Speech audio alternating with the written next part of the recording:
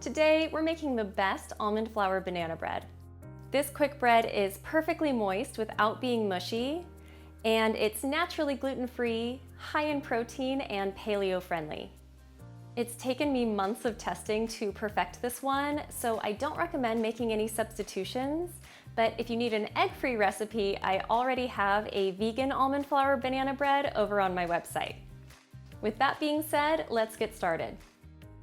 Preheat your oven to 350 degrees and start with 3 large bananas that have lots of spots on their skin, so you'll know that they're ripe.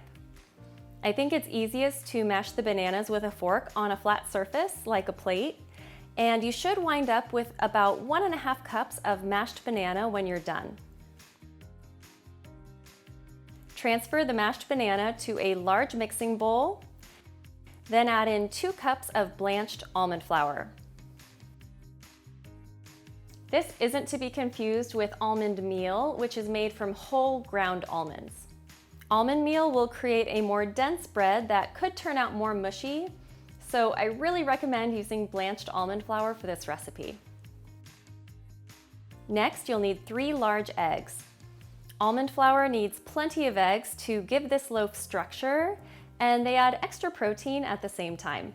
Now add in a 1/3 cup of pure maple syrup, a 1/2 teaspoon of fine sea salt, 2 teaspoons of baking powder,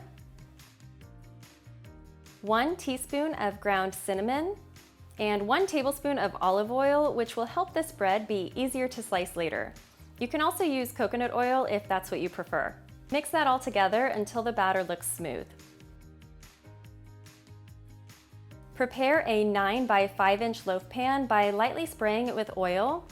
Then press a piece of parchment paper into the bottom and along the sides of the pan.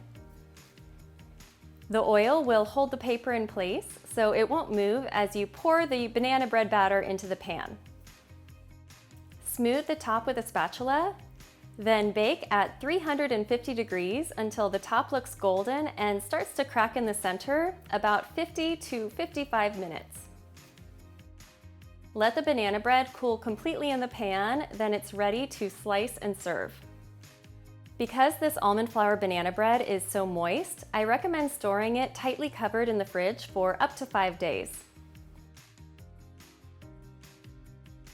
You can also freeze the individual slices with a piece of parchment paper between each slice if you'd like to freeze the leftovers for up to 3 months.